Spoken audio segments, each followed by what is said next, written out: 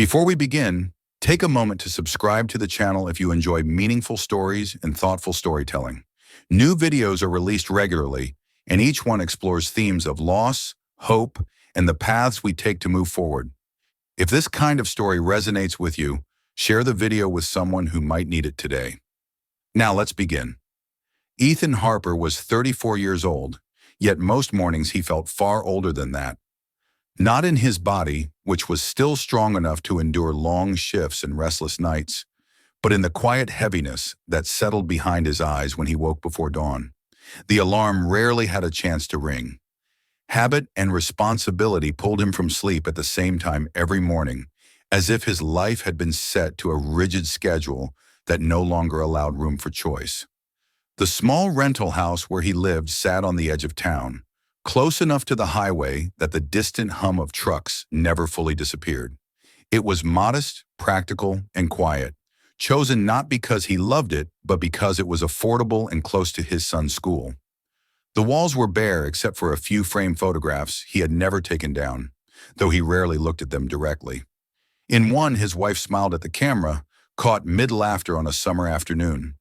In another, their son Noah stood between them, missing one of his front teeth, his grin wide and unguarded.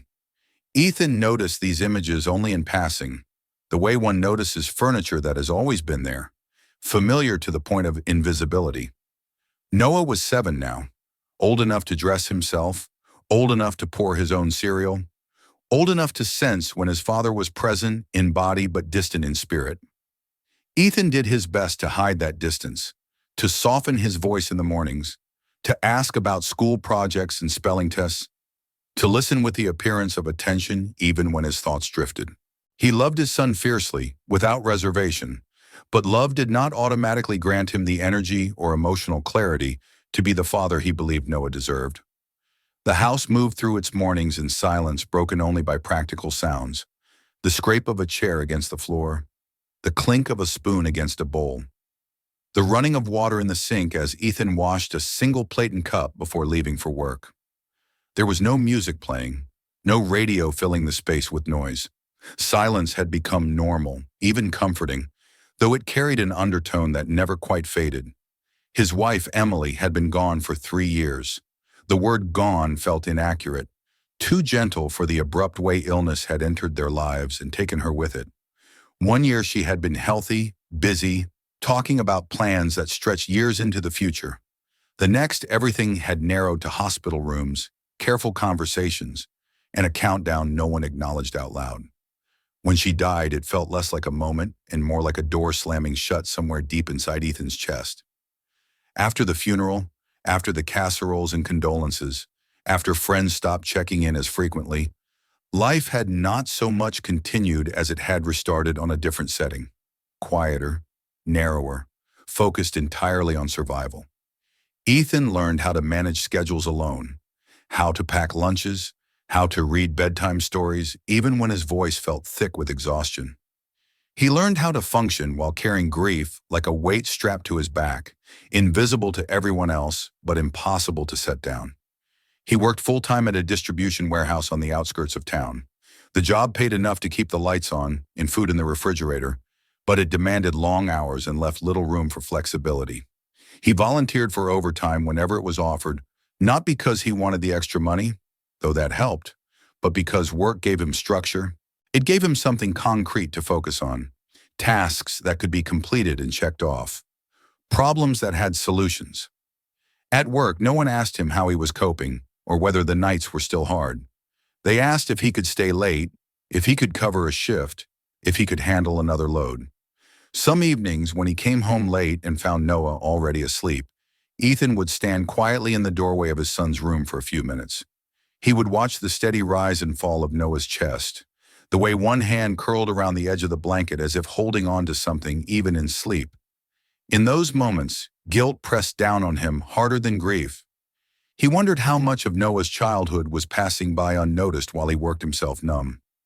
He wondered whether his son would remember a father who was always tired, always distracted, always trying but never quite present.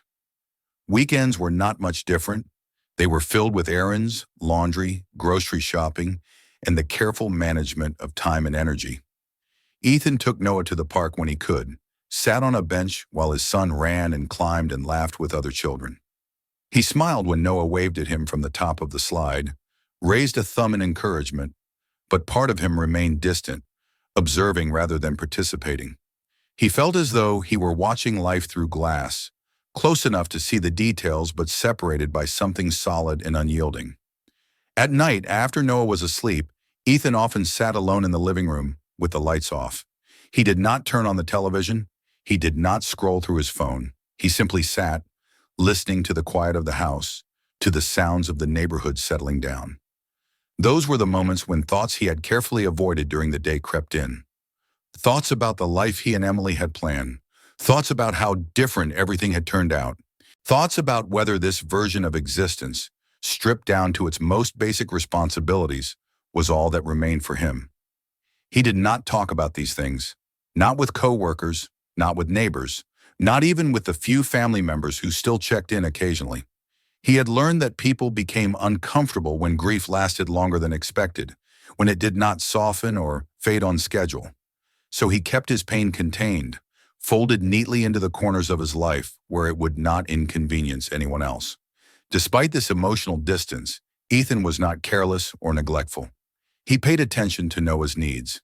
He attended parent-teacher conferences. He helped with homework, read bedtime stories, enforced routines. From the outside, he appeared steady, reliable, capable. Inside, however, he felt hollow, as though he were going through motions learned by repetition rather than driven by purpose.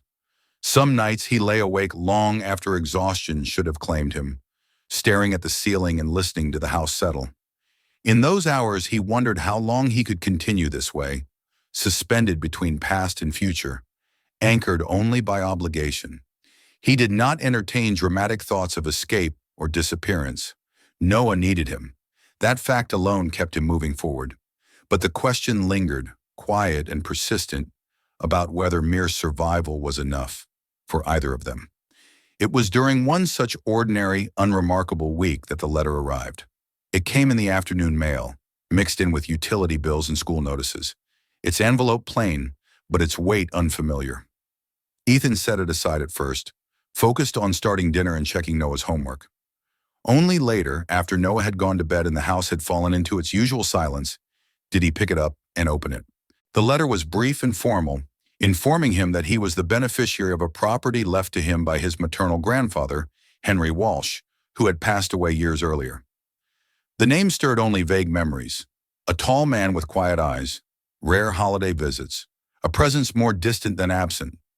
According to the letter, the property was an old antique shop in a coastal city several hours away. Abandoned for decades and recently cleared through probate. A lawyer's contact information was provided at the bottom. Ethan read the letter twice, then set it down and stared at the wall. He felt no excitement, no sense of fortune, only confusion and a faint irritation at the disruption of his carefully contained routine. He had no use for an antique shop.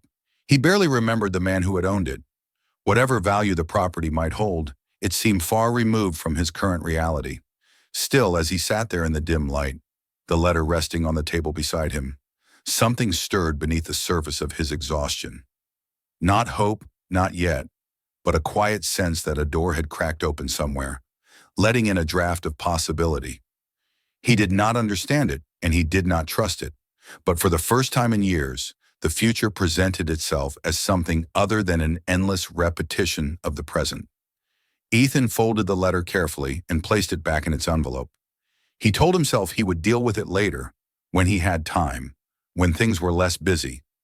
Yet even as he turned off the light and headed upstairs, his thoughts lingered on that forgotten shop and the grandfather he barely knew. Unbeknownst to him, this small interruption was the first step toward a change he had not been able to imagine, one that would slowly draw him out of the narrow life he'd been living and force him to confront not only the past he had been avoiding, but the future he had stopped believing in. The letter did not leave Ethan's thoughts after that night, though he went through the following days as he always did, waking early, preparing breakfast, driving Noah to school, working long hours at the warehouse. The knowledge of its existence lingered like a low, constant hum beneath everything else. He found himself thinking about it while stacking pallets, while waiting at red lights, while standing in the grocery store aisle, deciding between two brands of cereal. The idea that something from his past, something he had never asked for and barely understood, had reached out and claimed him as its heir felt unreal, almost intrusive. Henry Walsh had never been a significant presence in Ethan's life. He had been his mother's father, a man who lived far away and seemed content to remain a distant figure. Ethan remembered a few brief visits during childhood holidays, the smell of old wood and dust clinging to Henry's coat, the way his voice was calm and measured, as if he chose each word carefully before letting it leave his mouth. There had been no warmth, but no coldness either, just a quiet reserve that made him difficult to know. When Henry died years earlier, Ethan had received the news with mild sadness and little sense of loss. The man had already belonged to the category of people who existed more in memory than in daily life. Now that distant figure had left him a building, an antique shop, the letter said, closed for decades. Ethan tried to imagine what that meant in practical terms. He pictured dark rooms filled with worthless junk, a liability rather than an asset. Roof repairs, property taxes, legal complications. The thought of it all made his shoulders tense. He did not have the time or energy to take on another responsibility, especially one tied to a place and a past he felt no connection to. After a week of indecision, Ethan finally called the number listed in the letter during his lunch break. The lawyer who answered introduced herself and confirmed the details. The property had been tied up in legal issues for years, but those had recently been resolved. Ethan was now the legal owner. She spoke in calm, professional tones, explaining options. He could sell the building as is, though its condition would likely reduce its value. He could hire someone to clear it out. He could sign the necessary paperwork and be done with it quickly. Ethan listened without interrupting, his gaze fixed on the far wall of the break room. When she finished, he surprised himself by asking if he could see the property first. The words were out before he had fully decided on them. There was a pause on the other end of the line, then agreement. The lawyer provided the address and offered to meet him there if he wished. Ethan declined the meeting for now. He wanted to see it alone. The following weekend, he arranged for Noah to stay with a friend overnight and took a day off work. Early Saturday morning, he got into his car and began the drive toward the coast. The highway stretched ahead of him, flanked by fields that slowly gave way to older neighborhoods and industrial zones. As the miles passed, the landscape changed subtly, and with it, Ethan's sense of dislocation grew. He felt as though he were moving not just through space, but backward through time. The city where the shop was located had once been prosperous, its economy tied to shipping and manufacturing. Now much of that activity had moved elsewhere, leaving behind aging buildings and streets that bore the marks of long decline. Ethan followed the directions carefully, turning down narrower roads, past closed storefronts and faded signs. When he finally reached the address, he slowed the car and pulled over, staring at the building in silence. The shop stood between two other structures that had clearly seen better days. Its windows were grimy and opaque, offering no glimpse of what lay inside. The sign above the door was weathered, the lettering barely legible. It bore the name Walsh Antiques, the paint cracked and peeling. Ethan sat in the car for a long moment, his hands resting on the steering wheel, his heart beating a little faster than usual. He felt no sense of arrival, only a strange mixture of apprehension and curiosity. Getting out of the car, he approached the door and tried the handle. It was locked, as expected. The lawyer had arranged for a key to be left in a secure lockbox behind the building, and after retrieving it, Ethan returned to the front and unlocked the door. The hinges protested loudly as he pushed it open, the sound echoing down the empty street.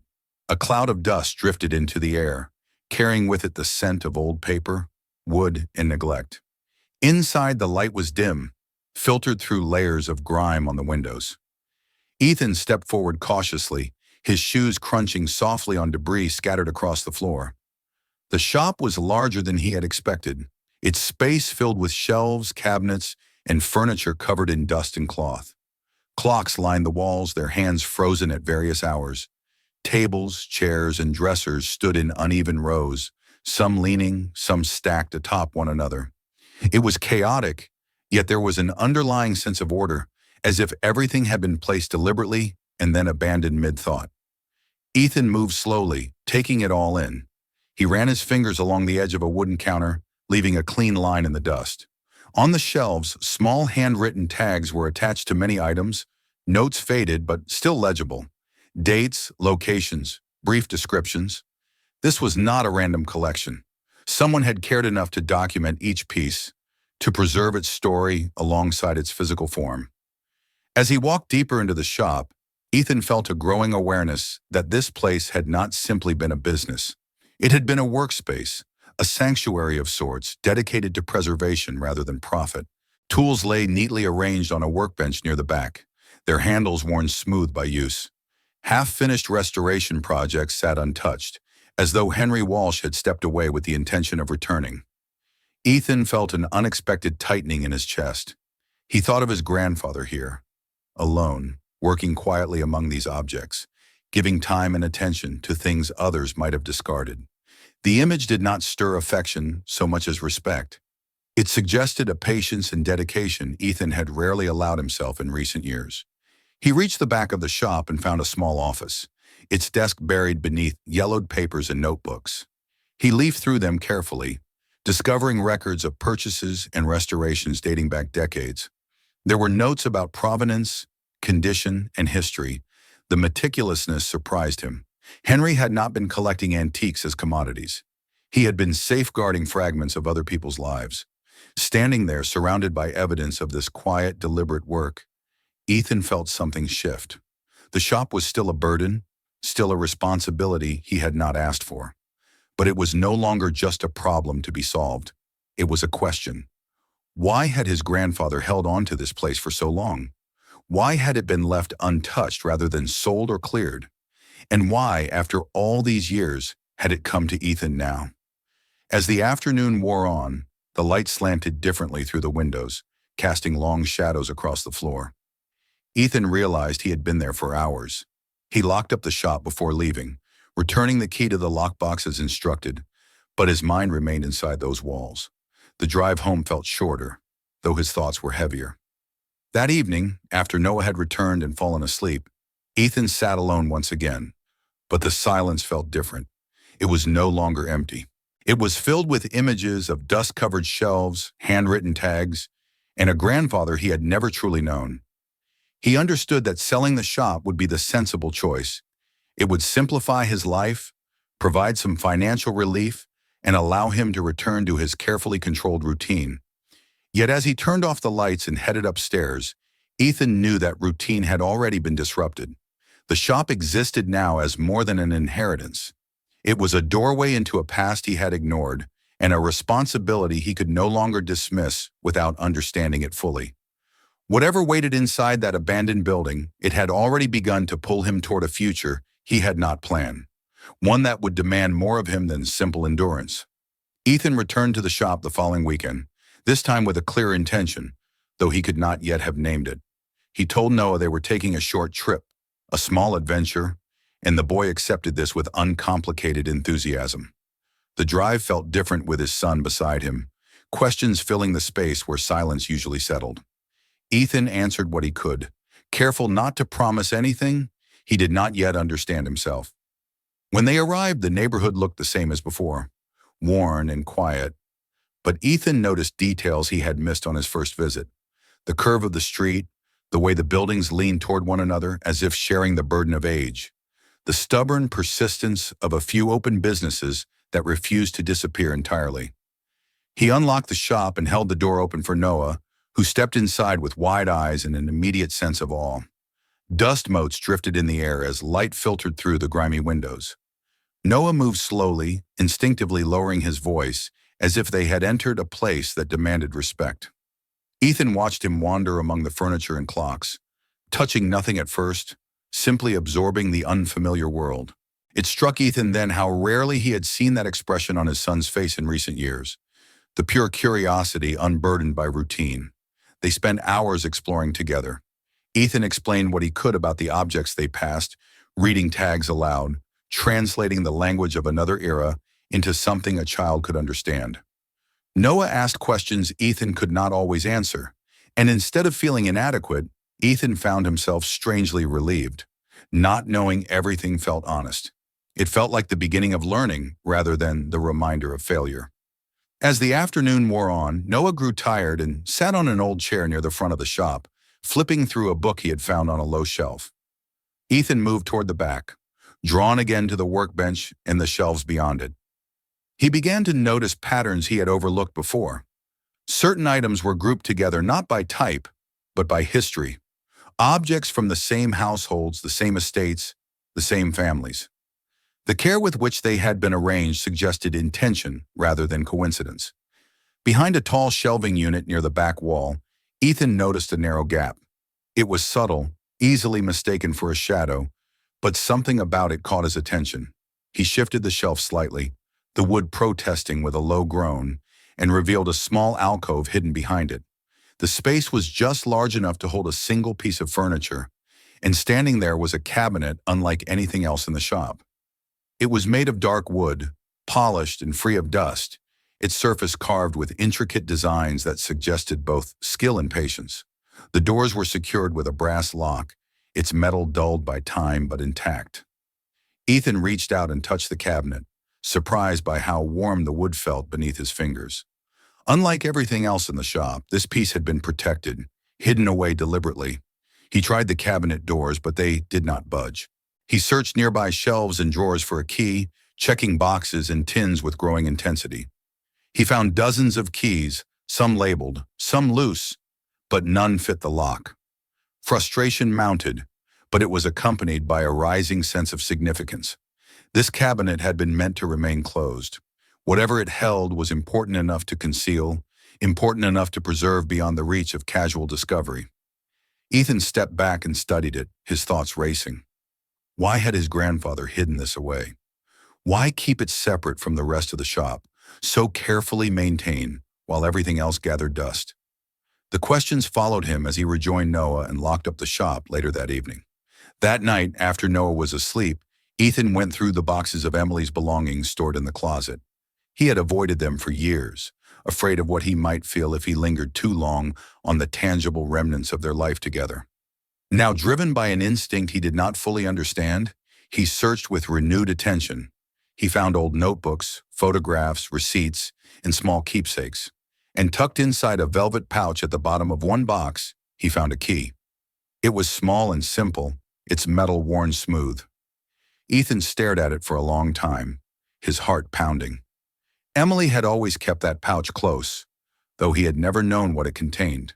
He had assumed it was sentimental, perhaps a piece of jewelry or a token from her childhood. The realization that it might be connected to the shop, to the cabinet, to something she had never spoken of, unsettled him deeply. Memories surfaced slowly, conversations half remembered. Moments when Emily had spoken fondly of his grandfather, of visiting his shop when she was younger, of learning to appreciate the stories hidden in old things. Ethan had listened then, but he had not understood the weight of what she was saying. He had been busy, distracted, certain there would be time later. The next morning he returned to the shop alone, the key heavy in his pocket. The cabinet waited exactly where he had left it, silent and patient. Ethan inserted the key into the lock, his breath held. It turned smoothly, as if it had been waiting for him all along. Inside, the cabinet revealed a carefully organized collection of notebooks, letters, and photographs. Everything was wrapped and labeled, preserved with the same meticulous care evident throughout the shop. Ethan lifted one notebook and recognized Emily's handwriting immediately. The sight of it stole his breath. As he read, the scope of what lay before him began to unfold. Emily had been involved with the shop long before her illness. She had worked with his grandfather, cataloging items, recording histories, planning restorations. She had envisioned the shop not as a business, but as a legacy, a place where stories could be safeguarded and passed on. There were notes addressed to Noah, reflections on family, on loss, on the importance of remembering where one comes from. Ethan sank to the floor, surrounded by the quiet evidence of a life and a partnership he had never fully known. The shop was no longer just an inheritance or a burden. It was a continuation of something begun long before him, something Emily had believed in deeply. And in that realization, Ethan felt the first true shift within himself, the first sense that his grief might one day make room for understanding. The secrets of the past had begun to reveal themselves, and with them came a responsibility Ethan could no longer ignore. The days that followed Ethan's discovery passed in a haze of reflection and quiet resolve. He did not immediately return to the shop after opening the cabinet. Instead, he carried its contents with him in his thoughts, letting the meaning of what he had found settle slowly, the way dust eventually settles after being disturbed. Emily's handwriting lingered in his mind, familiar and achingly intimate, as if she had reached across time to touch his shoulder and ask him to pay attention at last. At night, after Noah was asleep, Ethan sat at the kitchen table with the notebooks and letters spread carefully before him. He read them slowly, deliberately, resisting the urge to rush. Emily had written with intention, her words thoughtful and precise, as though she had known they would be read someday by someone who needed them. She wrote about Henry Walsh not as a distant, reserved man, but as a patient teacher and quiet observer. She described afternoons spent in the shop, learning to distinguish craftsmanship from imitation, history from novelty. She wrote about how objects carried the marks of the people who had used them, how those marks mattered. Interwoven with these reflections were notes about Noah. Emily had written to their son in a way that felt both hopeful and painfully aware of uncertainty. She wrote about the kind of world she hoped he would grow up in, about resilience, curiosity, and kindness. She wrote about loss not as something to be avoided, but as something that shaped people in ways both difficult and profound. Ethan found himself reading these passages more than once, his chest tightening as he realized how much Emily had understood about the fragility of life, even before her illness had forced that understanding upon them. There were also practical documents among the papers, detailed plans for restoring the shop, lists of items that could be sold to fund repairs, notes about which pieces should never be sold at all, marked as anchors of history rather than assets. Emily had been methodical, thoughtful, and deeply invested in this place. It had not been a hobby or a distraction for her. It had been a purpose. Ethan felt a mixture of regret and awe. He regretted not asking more questions when Emily spoke about her time with his grandfather. He regretted not seeing how important this work had been to her, but he also felt a growing sense of clarity. The shop was not an accident, not a burden dropped unexpectedly into his life. It was something Emily had trusted him to find, to understand, to carry forward if he was willing. When Ethan returned to the shop a week later, it felt different. The space had not changed, but his perception of it had. He moved through the aisles with new attention, seeing not clutter but potential, not abandonment but pause. He opened the cabinet again, this time without hesitation, and carefully removed the contents one by one, laying them out on the workbench. He brought a notebook and began to cross-reference Emily's notes with what he saw around him, matching items to histories, stories to objects. He discovered that some of the pieces had already been partially restored, drawers repaired but not refinished, clock mechanisms cleaned but not reassembled, chairs reinforced but left unpolished. It was as if the work had been intentionally left incomplete, waiting for someone else to take the next step. Ethan realized then that Emily and Henry had not been working toward a finished goal. They had been creating continuity, a process that could be picked up and continued by another set of hands. That realization unsettled him at first. Ethan had spent years clinging to routines that required no imagination, no long-term vision. The idea of committing to something ongoing, something that extended beyond immediate necessity, felt both overwhelming and strangely necessary. He thought of Noah, of the life he was modeling for his son. A life of endurance, yes, but also one of quiet resignation. Over the following weeks, Ethan began making small changes. He took time off work, using saved vacation days he had never expected to use for anything meaningful. He brought Noah to the shop on weekends, giving him small tasks, letting him dust shelves or organize books. Noah took to the place quickly, treating it like a living museum, asking questions that forced Ethan to look things up, to learn alongside his son. Ethan contacted the lawyer again, this time with different questions. He asked about permits, zoning, the possibility of reopening the shop legally. The conversations were practical, grounded, and oddly reassuring. There were obstacles, of course, but none insurmountable.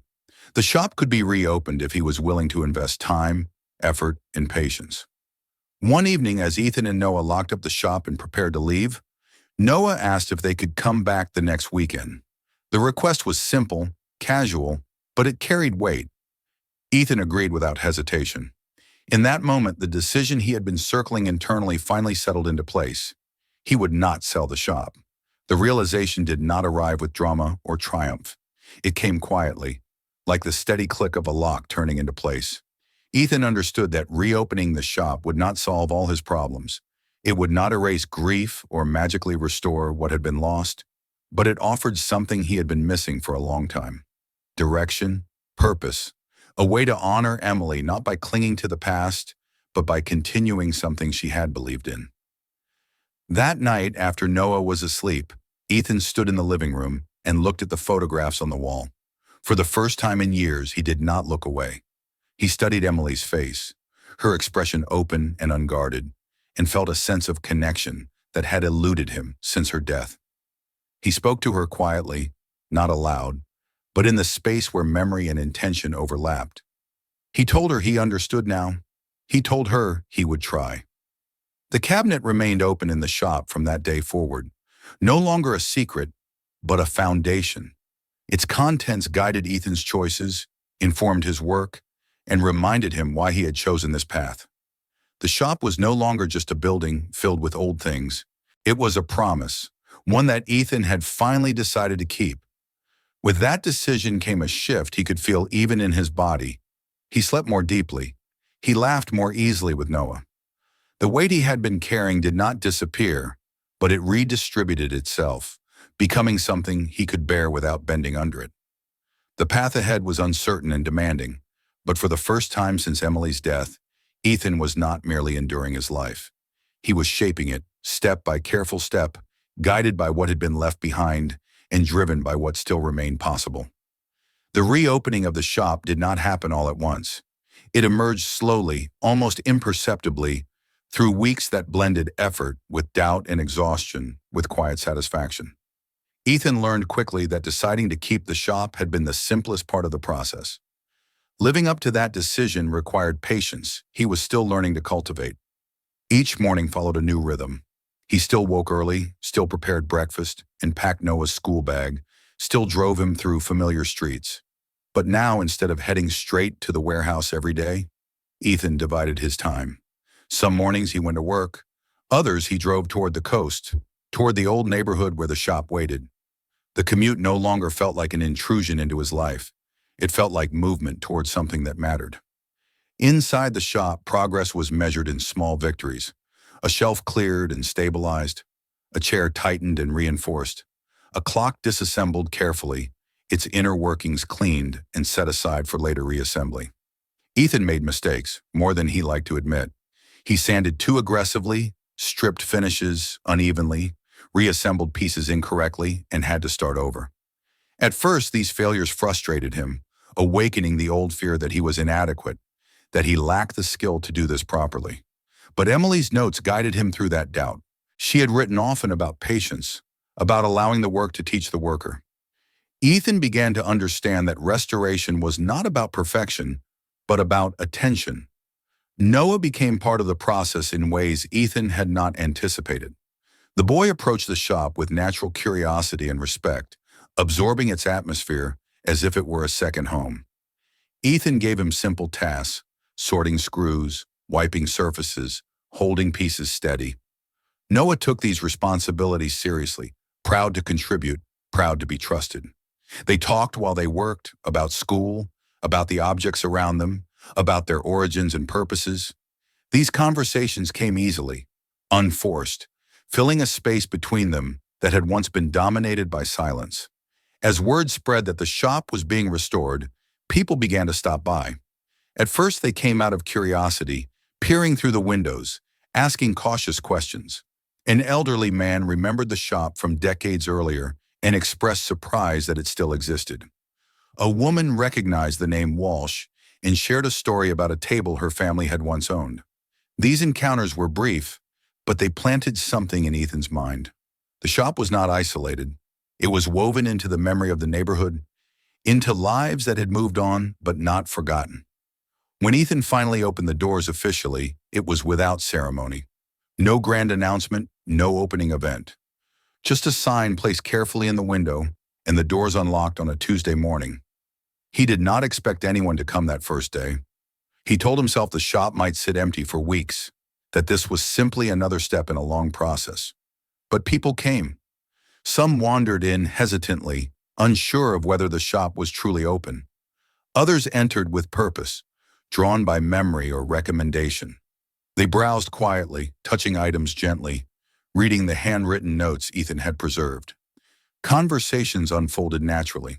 People shared stories about furniture passed down through generations, about objects lost to time or circumstance.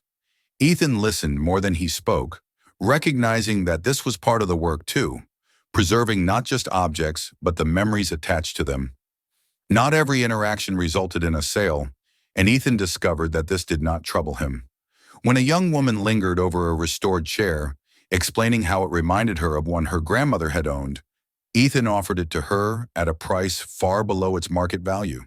The gratitude in her expression confirmed what he had already begun to suspect. The shop's true worth lay not in profit, but in connection. Financially, the shop was modest at best. Some months' earnings barely covered expenses. Ethan learned to budget carefully, to reinvest cautiously, to accept that stability would come slowly, if at all. Yet the anxiety that once accompanied every financial uncertainty was softer now. He was building something, and that knowledge sustained him through lean periods. The shop became a place where people lingered. A small reading corner emerged organically, furnished with a restored armchair and a low table stacked with old books. An elderly man began visiting regularly, sitting quietly for hours, reading and occasionally sharing passages aloud. A mother and her teenage daughter came every Saturday, using the space as neutral ground where conversation felt easier. Ethan observed these interactions with quiet satisfaction, understanding that the shop had become something more than he had intended. Through it all, Noah thrived. He spoke about the shop at school, proud of his father's work. He learned patience, responsibility, and respect for craftsmanship. Ethan saw in his son the beginnings of qualities Emily had hoped to nurture, and that realization filled him with a bittersweet sense of gratitude. On the anniversary of Emily's death, Ethan closed the shop early. He stood alone inside, surrounded by the steady presence of objects that had endured far longer than any human life. He opened the cabinet once more, reading Emily's words again, not with the raw grief of earlier months, but with a steadier heart. He spoke to her quietly, telling her about the shop, about Noah, about the people who had come through the door. He told her he was still learning, still uncertain, but committed. That evening, as he locked up and drove home, Ethan felt a sense of alignment he had not experienced since before Emily's illness. His life was still marked by loss, still shaped by responsibility and fatigue, but it was no longer defined solely by endurance. It held meaning, direction, and the promise of continuity. Years would pass, and the shop would continue to evolve. Ethan did not know exactly what form it would take in the future, or whether it would survive beyond his own involvement. But he understood now that legacy was not about permanence in the physical sense. It was about impact, about the lives touched and the values passed forward. That night, after Noah was asleep, Ethan stood by the window and looked out at the quiet street. He felt the presence of the past not as a weight, but as a foundation. The shop, the cabinet, the inheritance he had once viewed as an inconvenience had become the axis around which his life had slowly realigned. Ethan Harper had not found an escape from grief. He had found a way to live with it, to let it coexist with purpose and connection. The antique shop stood as evidence of that transformation, a place where broken things were restored, where stories were honored, and where a father and son learned together how to move forward without forgetting what had been lost. And when morning came, Ethan rose as he always did. He prepared breakfast, walked Noah to the car, and drove toward the coast. He unlocked the shop, let the light in, and continued the work, knowing now that this, imperfect and demanding as it was the life he had chosen. If this story moved you, don't forget to subscribe to the channel, so you won't miss the next chapters and future stories. More videos are already waiting for you, each one carrying its own meaning, emotion, and journey. Share this video with someone who values deep stories and quiet moments of reflection.